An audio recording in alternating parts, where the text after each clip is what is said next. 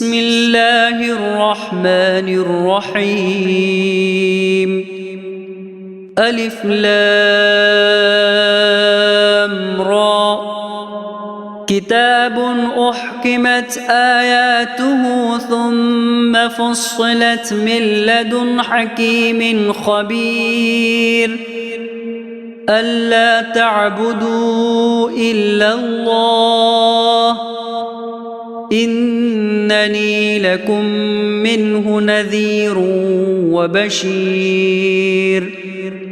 وأن استغفروا ربكم ثم توبوا إليه يمتعكم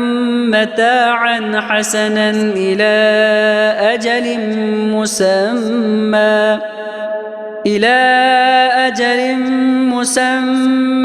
ويؤت كل ذي فضل فضله وإن تولوا فإني أخاف عليكم عذاب يوم كبير إلى الله مرجعكم وهو على كل شيء قدير ألا إنهم يثنون صدورهم ليستخفوا منه ألا حين يستغشون ثيابهم يعلم ما يسرون وما يعلنون إنه عليم بذات الصدور وما من دابة في الأرض إلا على الله رزقها ويعلم مستقرها ومستودعها كل في كتاب مبين وهو الذي خلق السماوات والأرض في 6 أيام وكان عرشه على الماء ليبلوكم أيكم أحسن عملا ولئن قلت إنكم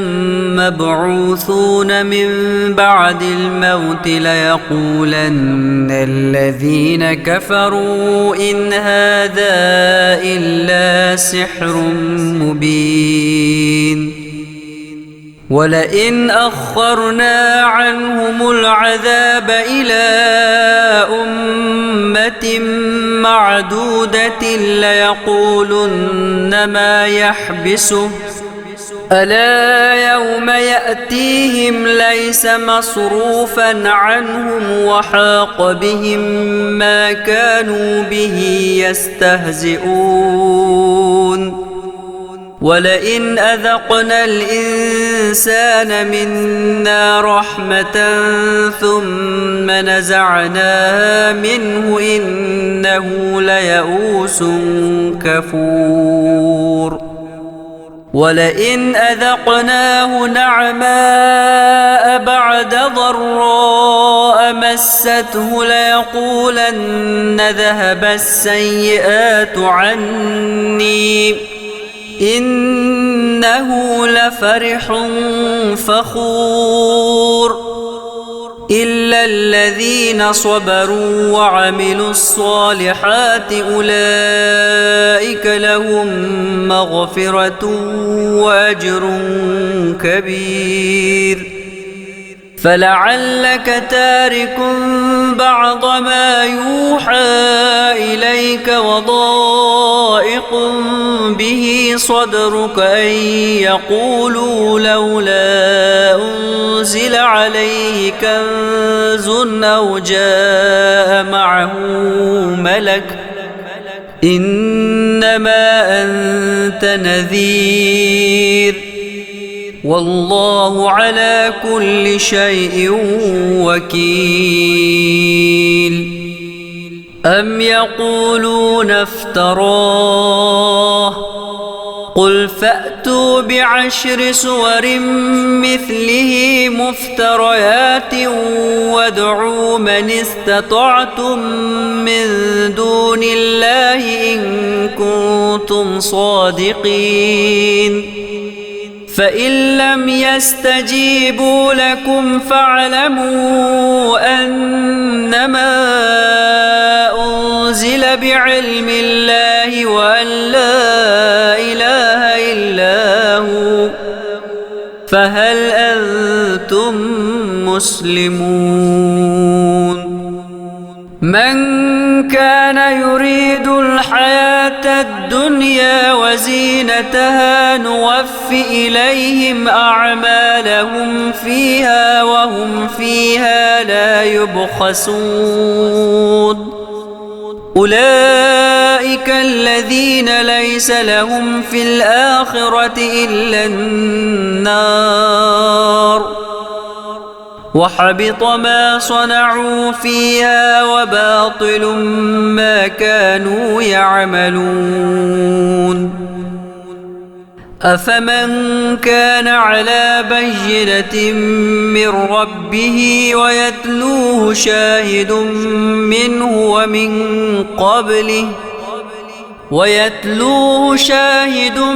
منه ومن قبله كتاب موسى إماما ورحمة أولئك يؤمنون به ومن يكفر به من الأحزاب فالنار موعده فلا تك في مرية منه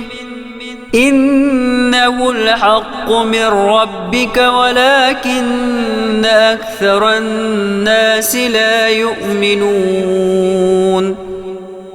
ومن أظلم ممن افترى على الله كذبا أولئك يعرضون على ربهم ويقول الأشهاد هؤلاء الذين كذبوا على ربهم ألا لعنة الله على الظالمين الذين يصدون عن سبيل الله ويبغونها عوجا وهم بالآخرة هم كافرون أولئك لم يكونوا معجزين في الأرض وما كان لهم من دون الله من أولياء يضاعف لهم العذاب ما كانوا يستطيعون السمع وما كانوا يبصرون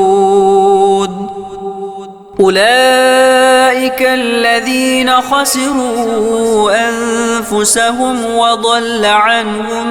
ما كانوا يفترون لا جرم أنهم في الآخرة هم الأخسرون إن الذين آمنوا وعملوا الصالحات وأخبتوا إلى ربهم أولئك أصحاب الجنة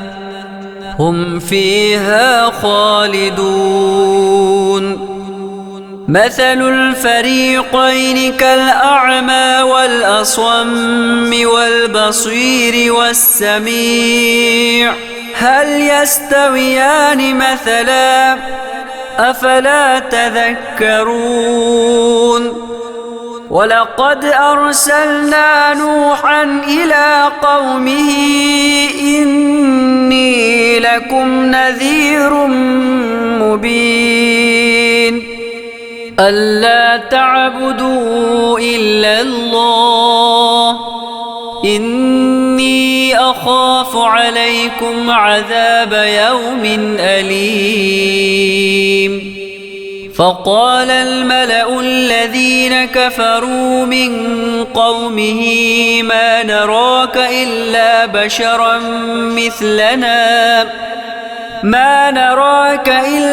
بشرا مثلنا وما نراك اتبعك إلا الذين هم أراذلنا بادي الرأي وما نرى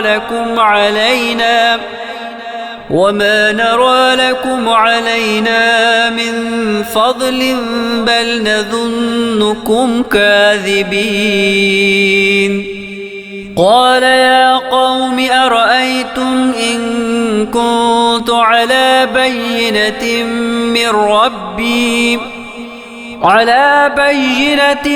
من ربي وآتاني رحمة من عنده فعميت عليكم أنلزموكموها وأنتم لها كارهون. ويا قوم لا أسألكم عليه مالا إن أجري إلا على الله وما أنا بطارد الذين آمنوا إنهم ملاقو ربهم ولكني أراكم قوما تجهلون. ويا قوم من ينصرني من الله إن طردتهم أفلا تذكرون. ولا أقول لكم عندي خزائن الله ولا أعلم الغيب ولا أقول إني ملك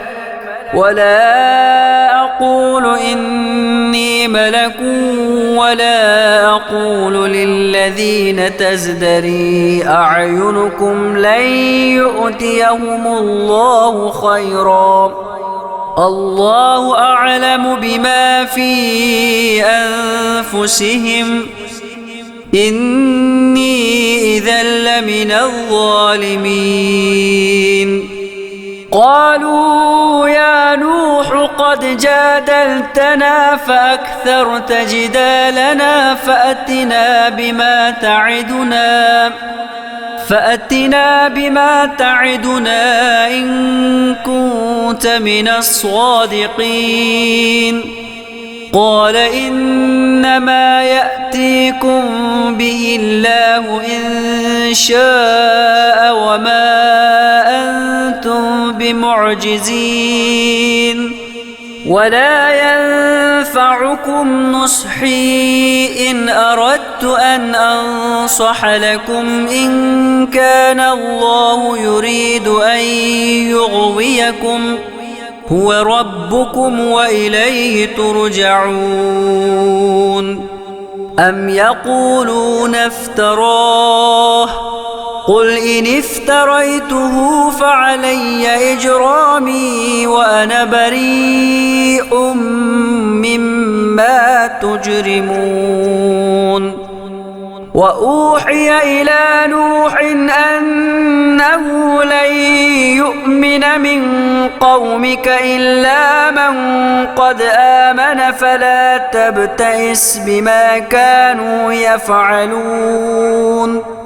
واصنع الفلك بأعيننا ووحينا ولا تخاطبني في الذين ظلموا إنهم مغرقون. ويصنع الفلك وكلما مر عليه ملأ من قومه سخروا منه قال إن تسخروا منا فإنا نسخر منكم كما تسخرون. فسوف تعلمون من يأتيه عذاب يخزيه ويحل عليه عذاب مقيم. حتى إذا جاء أمرنا وفارت النور قل نحمل فيها من كل زوجين اثنين من كل زوجين اثنين وأهلك إلا من سبق عليه القول وما آمن معه إلا قليل. وقال اركبوا فيها بسم الله مجريها ومرساها إن ربي لغفور رحيم. وهي تجري بهم في موج كالجبال ونادى نوح ابنه وكان في معزل يا بني اركب معنا ولا تكن مع الكافرين. قال سآوي إلى جبل يعصمني من الماء قال لا عاصم اليوم من أمر الله إلا من رحم وحال بينهما الموج فكان من المغرقين. وقيل يا أرض ابلعي ماءك ويا سماء أقلعي وغيض الماء وقضي الأمر واستوت على الجود وقيل بعدا للقوم الظالمين. ونادى نوح ربه فقال رب إن ابني من أهلي وإن وعدك الحق وأنت أحكم الحاكمين. قال يا نوح إنه ليس من أهلك إنه عمل غير صالح فلا تسألني ما ليس لك به علم إني أعظك أن تكون من الجاهلين. قال رب إني أعوذ بك أن أسألك ما ليس لي به علم وإلا تغفر لي وترحمني أكن من الخاسرين. قيل يا نوح اهبط بسلام منا وبركات عليك وعلى ممن معك وأمم سنمتعهم ثم يمسهم منا عذاب أليم. تلك من أنباء الغيب نوحيها إليك ما كنت تعلمها أنت ولا قومك من قبل هذا فاصبر إن العاقبة للمتقين. وإلى عاد أخاهم هودا قال يا قوم اعبدوا الله ما لكم من إله غيره إن أنتم إلا مفترون. يا قوم لا أسألكم عليه أجرا إن أجري إلا على الذي فطرني أفلا تعقلون. ويا قوم استغفروا ربكم ثم توبوا إليه يرسل السماء عليكم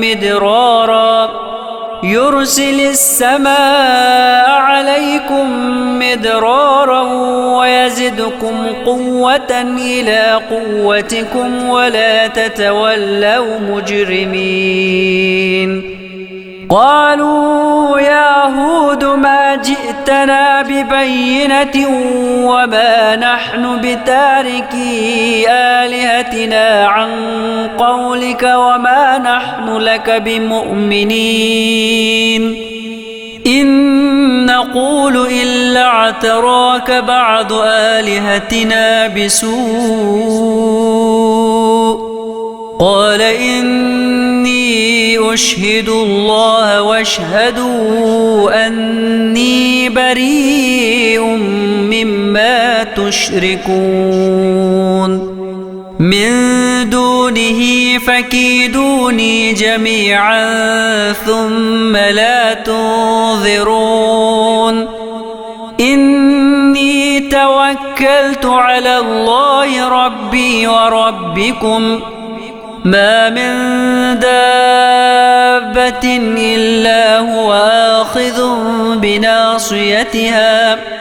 إن ربي على صراط مستقيم فإن تولوا فقد أبلغتكم ما أرسلت به إليكم ويستخلف ربي قوما غيركم ولا تضرونه شيئا إن ربي على كل شيء حفيظ ولما جاء أمرنا نجينا هودا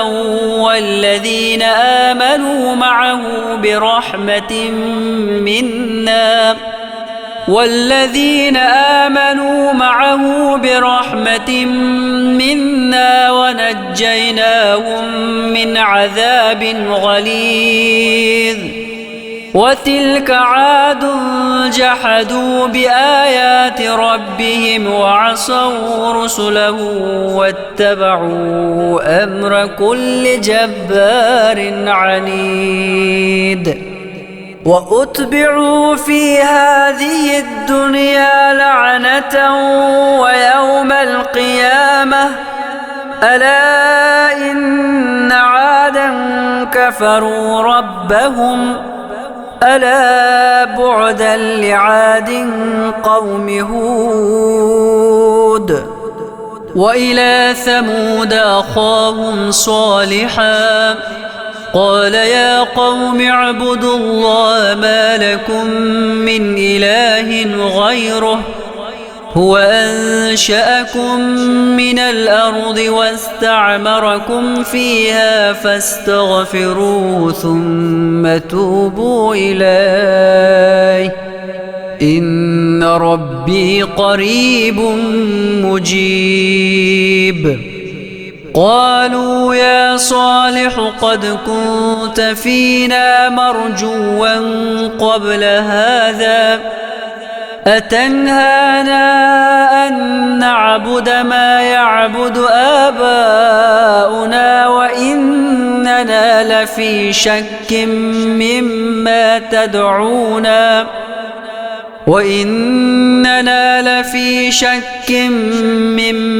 تدعونا إليه مريب قال يا قوم أرأيتم إن كنت على بينة من ربي وآتاني منه رحمة فمن ينصرني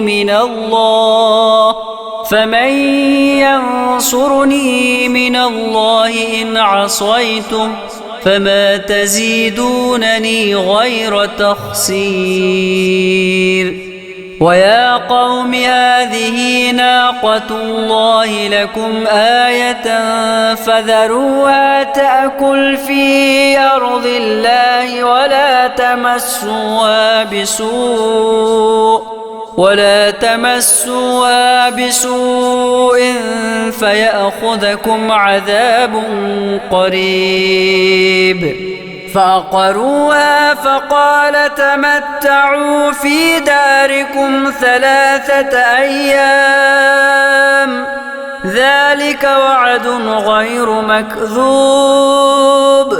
فلما جاء أمرنا نجينا صالحا والذين آمنوا معه برحمة منا والذين آمنوا معه برحمة منا ومن خزي يومئذ إن ربك هو القوي العزيز وأخذ الذين ظلموا الصيحة فأصبحوا في ديارهم جاثمين كأن لم يغنوا فيها ألا إن ثمود كفروا ربهم ألا بعدا لثمود ولقد جاءت رسلنا إبراهيم بالبشرى قالوا سلاما قال سلام فما لبث أن جاء بعجل حنيذ فلما رأى أيديهم لا تصل إليه نكرهم وأوجس منهم خيفة قالوا لا تخف إنا أرسلنا إلى قوم لوط وامرأته قائمة فضحكت فبشرناها بإسحاق ومن وراء إسحاق يعقوب قالت يا ويلتى أألد وأنا عجوز وهذا بعلي شيخا إن هذا لشيء عجيب قالوا أتعجبين من أمر الله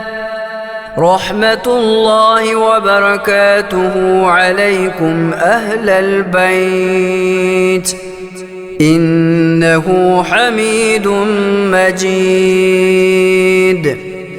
فلما ذهب عن إبراهيم الروع وجاءته البشرى يجادلنا في قوم لوط إن إبراهيم لحليم أواه منيب يا إبراهيم أعرض عن هذا إنه قد جاء أمر ربك وإنهم آتيهم عذاب غير مردود ولما جاءت رسلنا لوطا سيء بهم وضاق بهم ذرعا وقال هذا يوم عصيب وجاءه قومه يهرعون إليه ومن قبل كانوا يعملون السيئات قال يا قوم هؤلاء بناتي هن أطهر لكم فاتقوا الله ولا تخزون في ضيفي أليس منكم رجل رشيد قالوا لقد علمت ما لنا في بناتك من حق وإنك لتعلم ما نريد قال لو أن لي بكم قوة أو آوي إلى ركن شديد قالوا يا لوط إنا رسل ربك لن يصلوا إليك فأسر بأهلك بقطع من الليل ولا يلتفت منكم أحد إلا امرأتك إنه مصيبها ما أصابهم إن موعدهم الصبح أليس الصبح بقريب فلما جاء أمرنا جعلنا عاليها سافلها وأمطرنا عليها حجارة من سجيل منضود مسومة عند ربك وما هي من الظالمين ببعيد. وإلى مدين أخاهم شعيبا قال يا قوم اعبدوا الله ما لكم من إله غيره ولا تنقصوا المكيال والميزان إني أراكم بخير وإني أخاف عليكم عذاب يوم محيط. ويا قوم أوفوا المكيال والميزان بالقسط ولا تبخسوا الناس أشياءهم ولا تعثوا في الأرض مفسدين. بقية الله خير لكم إن كنتم مؤمنين وما أنا عليكم بحفيظ. قالوا يا شعيب أصلاتك تأمرك أن نترك ما يعبد آباؤنا أو أن نفعل في أموالنا ما نشاء إنك لأنت الحليم الرشيد. قال يا قوم أرأيتم إن كنت على بينة من ربي ورزقني منه رزقا حسنا وما أريد أن أخالفكم إلى ما أنهاكم عنه إن أريد إلا الإصلاح ما استطعت وما توفيقي إلا بالله عليه توكلت وإليه أنيب. ويا قوم لا يجرمنكم شقاقي أن يصيبكم مثل ما أصاب قوم نوح أو قوم هود أو قوم صالح وما قوم لوط منكم ببعيد. واستغفروا ربكم ثم توبوا إليه إن ربي رحيم ودود. قالوا يا شعيب ما نفقه كثيرا مما تقول وإنا لنراك فينا ضعيفا ولولا رهطك لرجمناك وما أنت علينا بعزيز. قال يا قوم أرهطي أعز عليكم من الله واتخذتموه وراءكم ظهريا إن ربي بما تعملون محيط.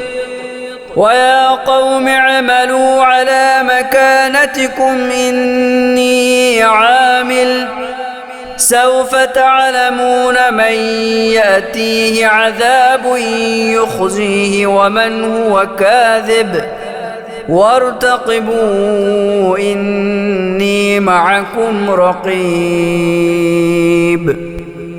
ولما جاء أمرنا نجينا شعيبا والذين آمنوا معه برحمة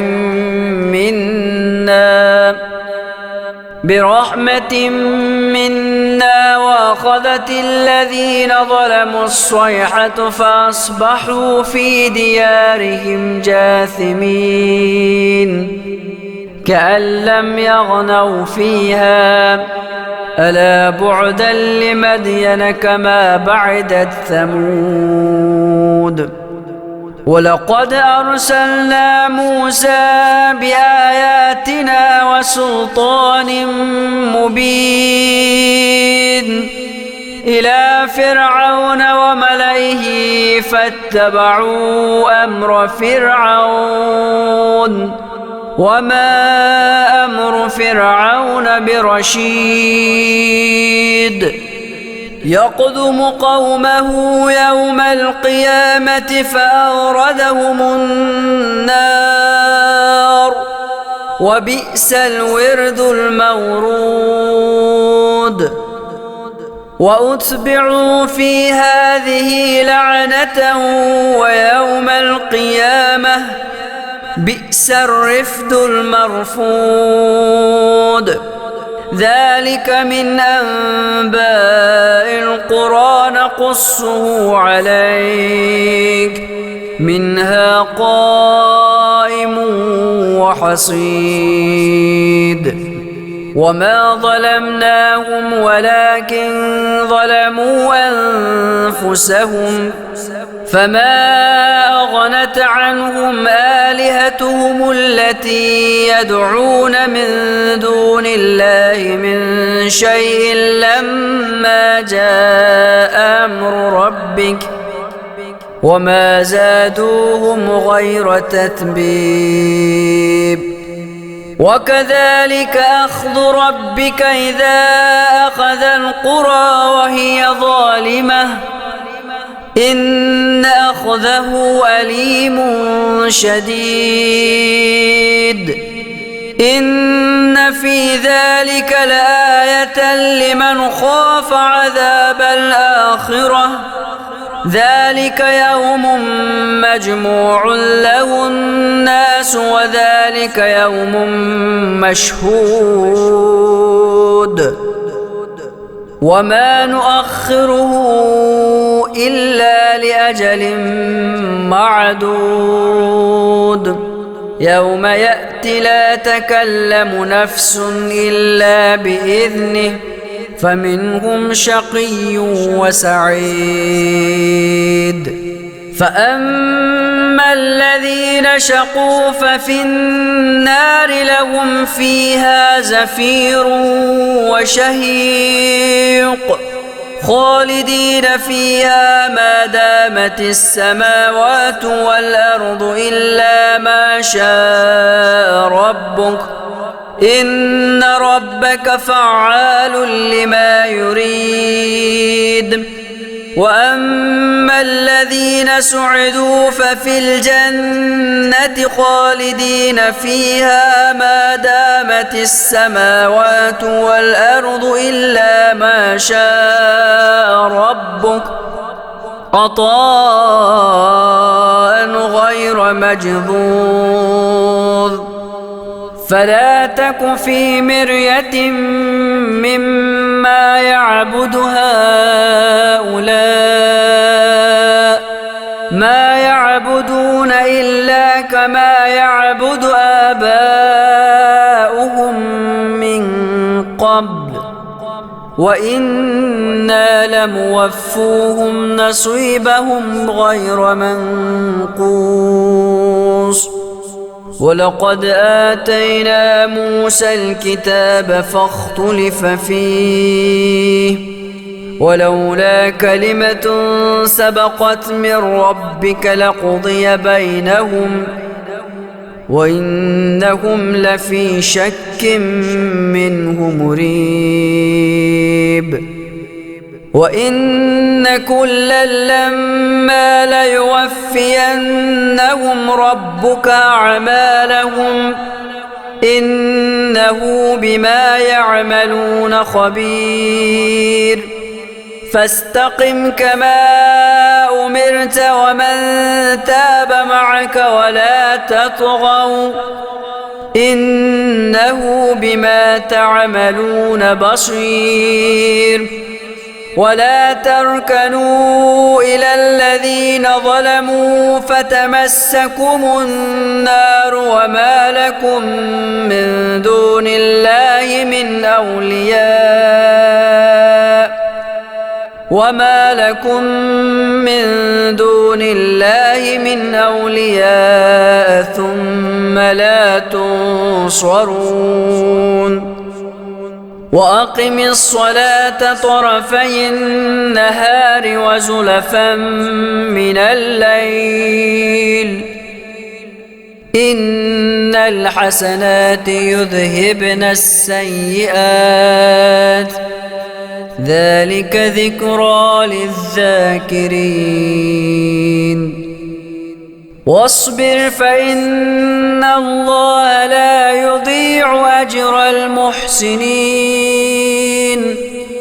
فلولا كان من القرون من قبلكم أولو بقية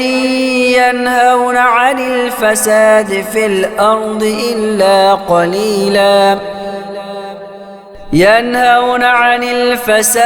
في الأرض إلا قليلا ممن أنجينا منهم واتبع الذين ظلموا ما أترفوا فيه وكانوا مجرمين وما كان ربك ليهلك القرى بظلم وأهلها مصلحون ولو شاء ربك لجعل الناس أمة واحدة ولا يزالون مختلفين إلا من رحم ربك ولذلك خلقهم وتمت كلمة ربك لأملأن جهنم من الجنة والناس أجمعين وكلا نقص عليك من أنباء الرسل ما نثبت به فؤادك وجاءك في هذه الحق وموعظة وذكرى للمؤمنين وقل للذين لا يؤمنون اعملوا على مكانتكم إنا عاملون وانتظروا إنا منتظرون ولله غيب السماوات والأرض وإليه يرجع الأمر كله فاعبده وتوكل عليه وما ربك بغافل عما تعملون